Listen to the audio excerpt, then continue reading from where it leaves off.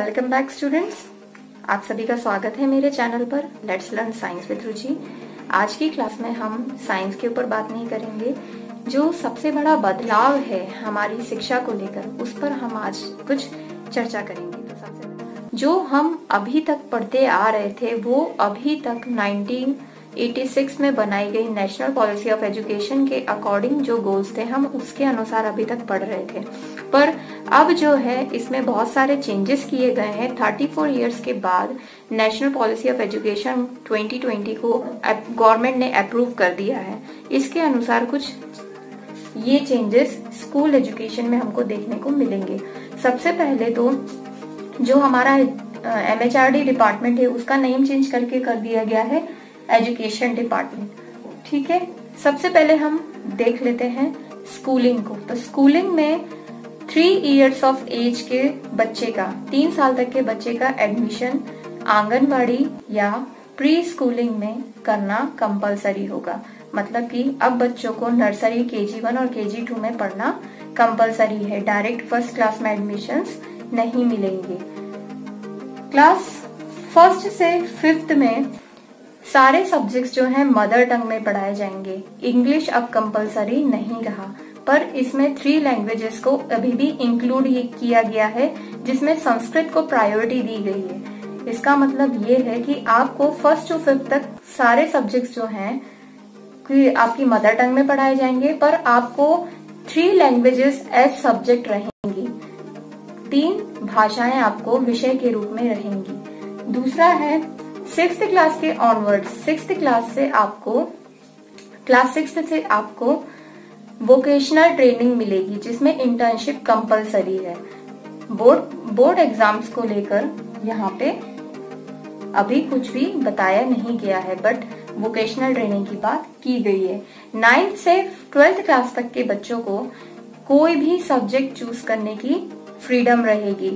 Stream अब नहीं चलेगी। अगर आप ज्योग्राफी के साथ केमिस्ट्री पढ़ना चाहते हैं तो आप पढ़ सकते हैं। ह्यूमैनिटीज के साथ आप कोई आर्ट्स या कोई भी जो सब्जेक्ट आप पढ़ना चाहते हैं वो आप अपनी मर्जी से चूज करके पढ़ सकेंगे। अगला है 1 टेस्टिंग एजेंसी। सारे हायर एजुकेशन के में एडमिशन के लिए सिंगल टेस्टिंग एजेंसी होगी, जिसका नाम है NTA, नेशनल टेस्टिंग एजेंसी।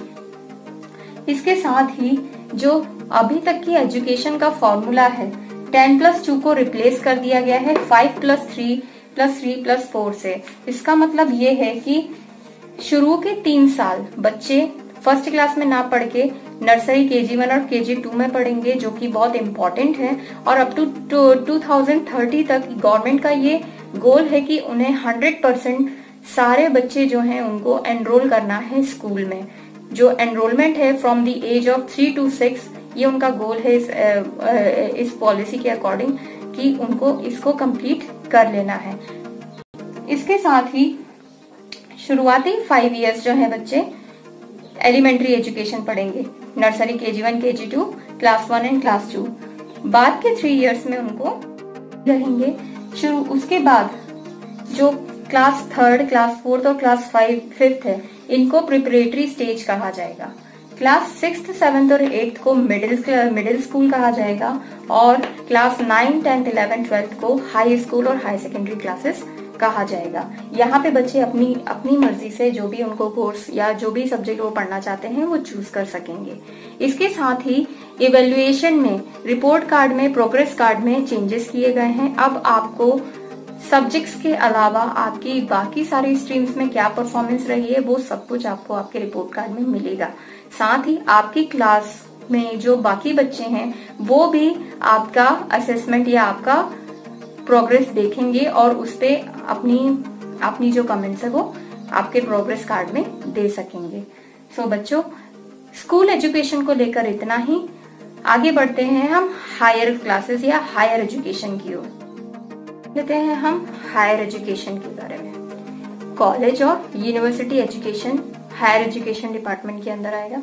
इसके अंदर ही MERU multidisciplinary education and research universities का स्टैब्लिशमेंट होगा। मतलब IITs, IIMs के ऊपर एक मॉडेस्ट बॉडी होगी जो क्या होगा, जिसमें मल्टी डिसिप्लिनरी सब्जेक्ट्स आपको पढ़ाए जाएंगे। अब आप IIT IIM में एडमिशन लेके इंजीनियरिंग के साथ ह्यूमैनिटीज, सोशियोलॉजी, आर्ट्स जैसे सब्जेक्ट्स भी पढ़ पाएंगे। इसके साथ ही multi disciplinarily holistic undergraduate subjects, इसका मतलब है आप अपनी फ्रीडम से, अपनी एरिया ऑफ इंटरेस्ट के अनुसार अपना एरिया ऑफ सब्जेक्ट चूज कर सकेंगे। इसके साथ ही मल्टीपल एंट्री और एग्जिट्स होंगे। किसी भी यूजी कोर्स में एडमिशन लेने के बाद अगर आप उसका 1 ईयर कंप्लीट करते हो तो उसमें आपको एक सर्टिफिकेट मिलेगा। 2 ईयर कंप्लीट करने पे आपको डिप्लोमा मिलेगा।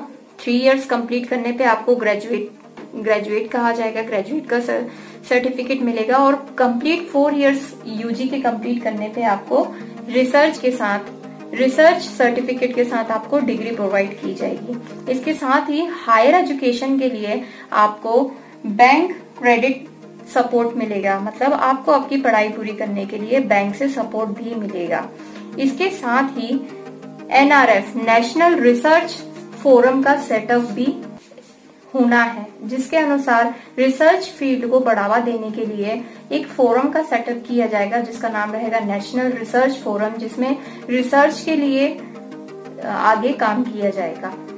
आगे बात करते हैं अदर टॉपिक्स के ऊपर जो कि नेशनल पॉलिसी ऑफ एजुकेशन में जिनके बारे में चर्चा की गई है और उसके क्या एम रहे। National policy of education 2020 NEP 2020 में स्कूल एजुकेशन और हायर एजुकेशन के अलावा भी काफी सारी बातें अदर्स भी की गई हैं जिनको हम अभी देख लेते हैं।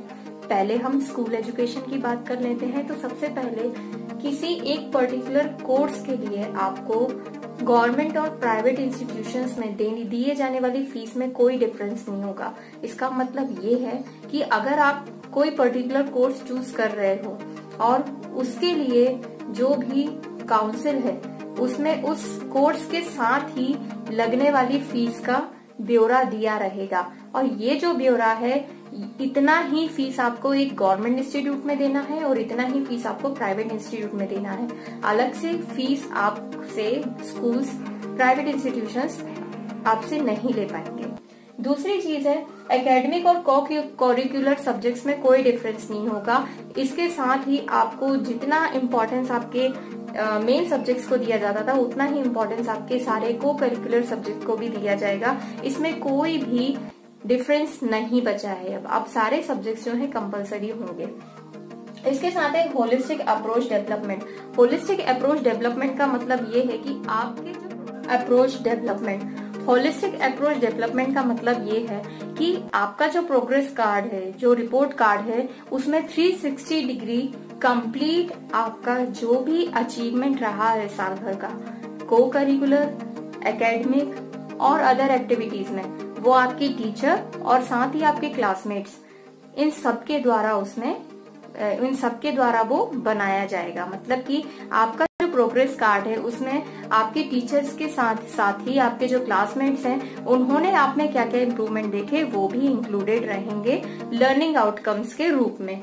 दूसरी चीज है JNVs, जवाहर नेहरू जो विद्यालय हैं उनमें बोर्डिंग्स जो है सोशली डिप्राइव्ड सेक्शन को और जेंडर यानी कि गर्ल्स को और सोशली डिप्राइव्ड सेक्शन को कोई बोर्डिंग फीस नहीं देनी रहेगी। इसके साथ ही बैगलेस डे पर एम्फेसाइज किया जाएगा, जिससे कि बच्चों को बैगलेस डे के दिन arts and craft, quiz, vocational crafts के लिए इम्प्रूवमेंट किया जाएगा। मतलब कि इस दिन बच्चों को खेल कूद, क्विज, वोकेशनल क्राफ्ट्स कराया जाएगा।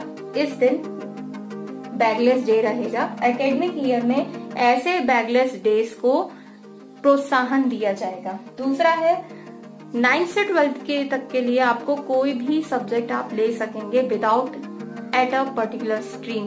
किसी एक स्ट्रीम नहीं रहेगी। आप अपनी मर्जी से जो सब्जेक्ट चाहते हैं, जैसा कॉम्बिनेशन चाहते हैं, आप पढ़ सकेंगे।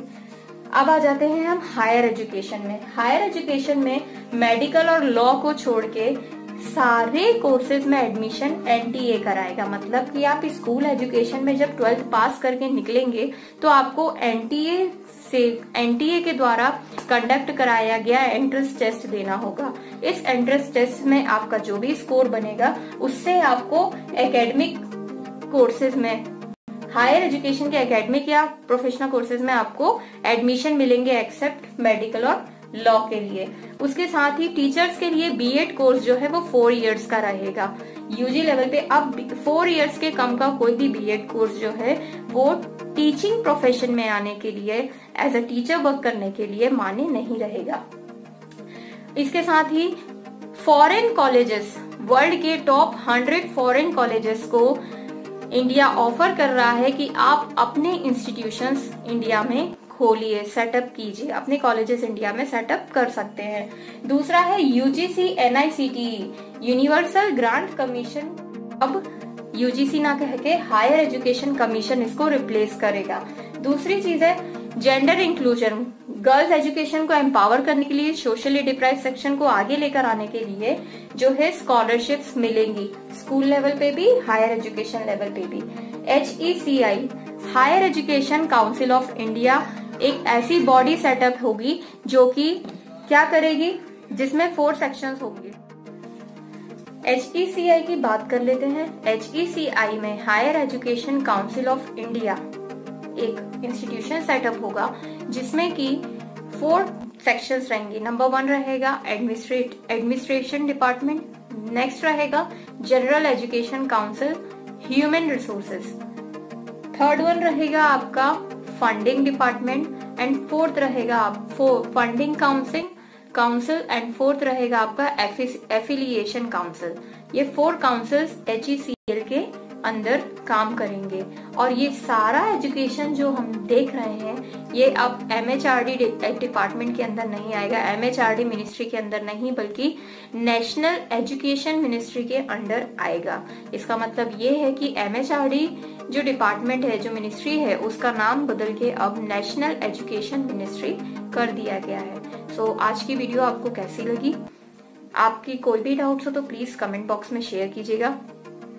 अगर आपको मेरी वीडियो पसंद आई तो प्लीज मेरे चैनल को सब्सक्राइब कीजिए, इस वीडियो को लाइक दीजिए और अपने फ्रेंड्स और क्लासमेट्स के साथ इसे शेयर कीजिए। Thank you.